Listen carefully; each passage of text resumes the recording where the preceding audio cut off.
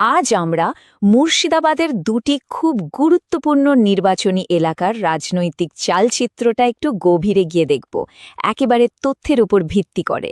চলুন বোঝার চেষ্টা করি সেখানকার মানুষ ঠিক কী ভাবছেন আর তাদের রায়টা কোন দিকে যাচ্ছে। তো এই বিশ্লেষণটা আমরা কিভাবে করব তার একটা রূপরেখা এটা। আমরা একদম গোড়া থেকে শুরু করব, মানে মুর্শিদাবাদের মাটি আর মানুষজনকে বুঝব। তারপর দেখব কেন সেখানকার ভোটে এত বড় একটা ওলটপালট হলো। আর শেষে এই সব সমস্যা থেকে বেরোনোর একটা পথ খোঁজার চেষ্টা করব। চলুন তাহলে শুরু করা যাক একেবারে মাঠের বাস্তবতা দিয়ে, মানে রাজনীতির বড় বড় কথার বাইরে গিয়ে মুর্শিদাবাদের সাধারণ মানুষের রোজকার জীবন, তাদের রুটি রোজি আর তাদের আসল সমস্যাগুলো কি সেটা আগে বোঝা দরকার। আমাদের এই পুরো বিশ্লেষণের কেন্দ্রবিন্দু হল মুর্শিদাবাদ।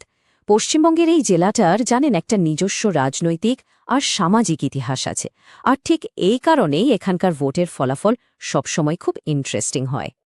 এই যে সংখ্যাগুলো দেখছেন, এগুলো কিন্তু এখানকার রাজনৈতিক গল্পের একেবারে গোড়ার কথা। দেখুন, ভগরানগোলা আর লালগোলা দুটো এলাকাতেই মুসলিম জনসংখ্যা অনেক বেশি, কিন্তু তার থেকেও বড় সত্যিটা হলো এখানকার মারাত্মক দারিদ্র্য। রাজ্যের গড় গ্রামীণ দারিদ্র্যের থেকে প্রায় দ্বিগুণ। এই যে পেটের জ্বালা, এই অর্থনৈতিক চাপ, এটাই কিন্তু শেষ পর্যন্ত মানুষের ভোটের সিদ্ধান্তকে অনেকটা নিয়ন্ত্রণ করে। আচ্ছা, এবার চলুন সরাসরি ডেটার দিকে তাকাই। 2021-এর ভোটে যে বিরাট একটা পরিবর্তন আমরা দেখেছি, সেটা কিন্তু আসলে জলের তলার অনেক গভীর স্রোতের ইঙ্গিত দেয়। আসুন সেই সংকেতগুলোকেই পড়ার চেষ্টা করি। এই সংখ্যাটা দেখুন একবার, 90.80%। ভাবা যায়, ভগবানগোলায় এত মানুষ ভোট দিয়েছেন। এটাকে শুধু একটা সংখ্যা হিসাবে দেখলে কিন্তু ভুল হবে। এটা আসলে দুটো জিনিস হতে পারে, হয় মানুষের মধ্যে সাংঘাতিক নাগরিক সচেতনতা, অথবা এটা তাদের গভীর হতাশার একটা বিস্ফোরণ। মানুষ একটা পরিবর্তন চাইছিল, সেটা তারা রাস্তায় নেমে ভোট দিয়ে বুঝিয়ে দিয়েছে। আর এই চারটা দেখুন, একেবারে চোখে আঙুল দিয়ে দেখিয়ে দিচ্ছে ভগবানগোলায় কিভাবে রাজনৈতিক হাওয়া ঘুরে গেছে।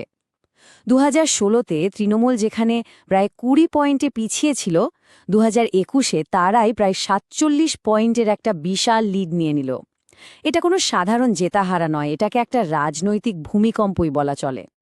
আর গল্পটা কিন্তু শুধু ভগবানগোলার নয়, পাশের কেন্দ্র লালগোলাতেও ঠিক একই জিনিস হয়েছে। কংগ্রেসের ভোট ব্যাংক হুড়মুড়িয়ে ভেঙে পড়েছে, আর সেই ভোটটা সোজা চলে গেছে তৃণমূলের ঝুলিতে। তার মানে এটা কোনো একটা জায়গার ঘটনা নয়, বরং গোটা জেলা জুড়েই একটা রাজনৈতিক মেরুকরণ আর ভাঙনের ছবি আমরা দেখতে পাচ্ছি। তো এতক্ষণ আমরা দেখলাম যে কি হয়েছে। এবার আসল প্রশ্নটা হলো, কেন হলো? ভোটারদের মনে এমন কি হতাশা জমেছিল যার জন্য এত বড় একটা পরিবর্তন এলো? চলুন এবার সেই কারণগুলোর গভীরে যাওয়া যাক। এই পয়েন্টগুলো একবার দেখুন। এগুলো কিন্তু কোনো একটা নির্দিষ্ট দলের বিরুদ্ধে অভিযোগ নয়, এগুলো হলো পুরো সিস্টেমের উপর মানুষের জমে থাকা ক্ষোভ। কাটমানির দুর্নীতি, শিক্ষক নিয়োগের কেলেঙ্কারি, যাতে হাজার হাজার ছেলেমেয়ের ভবিষ্যৎ নষ্ট হলো, চাকরির জন্য যুবকদের বাইরে চলে যেতে হচ্ছে, আর তার সাথে ভাঙাচোরা রাস্তা, ব্যর্থ পরিকাঠামো, এই সব মিলেই কিন্তু মানুষের মনে একটা গভীর অসন্তোষ তৈরি হয়েছিল। এই টেবিলটা দেখুন, একেবারে পরিষ্কার হয়ে যাবে মানুষের আসল কষ্টটা কোথায়। দুটো এলাকাতেই দেখুন, বন্যা আর ভাঙা বাঁধ একটা বিরাট সমস্যা। জাতীয় সড়কের যা অবস্থা, তা নিয়েও ক্ষোভ চরমে। আর রেশনের চালের মান, লালগোলাতে তো এটা নিয়ে রীতিমতো হিংসাত্মক প্রতিবাদও হয়েছে। সঙ্গে জমি দখলের সমস্যা তো আছেই। এগুলোই হলো মানুষের প্রতিদিনের লড়াই, প্রতিদিনের যন্ত্রণা। আর এখানেই একটা খুব জরুরি কথা চলে আসে। এই যে পরিষেবা দিতে না পারা, এটা শুধু পরিকাঠামোর সমস্যা নয়, এটা মানুষের আত্মসম্মানে আঘাত করে। জনগণের আস্থার ভিতটাই তো হলো মর্যাদা আর নিজের কথা বলার অধিকার। যখন একটা সিস্টেম সে ন্যূনতম পরিষেবাটুকু দিতে পারে না, তখন সে বিশ্বাসটা ভেঙে যায়, আর তার জবাবটা মানুষ ব্যালট বাক্সে দেয়। আচ্ছা, সমস্যা তো বোঝা গেল। এবার চলুন দেখি এরকম একটা পরিস্থিতিতে রাজনৈতিক দলগুলো কিভাবে রণকৌশল সাজায়। আমরা কোনো পক্ষ না নিয়ে একেবারে নিরপেক্ষভাবে বিষয়টা বোঝার চেষ্টা করব। এখানে আমরা একটা নির্দিষ্ট রাজনৈতিক কৌশলকে উদাহরণ হিসেবে দেখব, যার নাম চতুর্মুখ মতবাদ।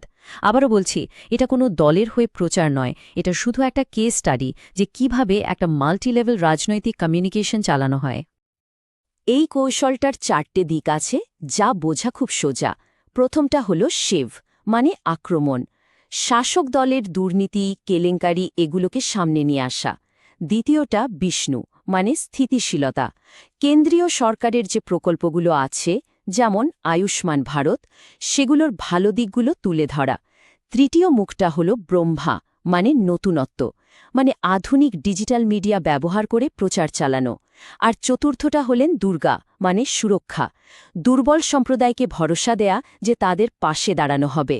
দেখুন, প্রত্যেকটা মুখ কিন্তু ভোটারের এক একটা চিন্তা বা ভয়কে টার্গেট করে তৈরি। রাজনীতির কৌশল তো অনেক হলো, এবার চলুন একটা সমাধানের পথের দিকে তাকানো যাক। একটা তথ্যভিত্তিক নির্দিষ্ট শাসন পরিকল্পনা কেমন হতে পারে সেটাই দেখব।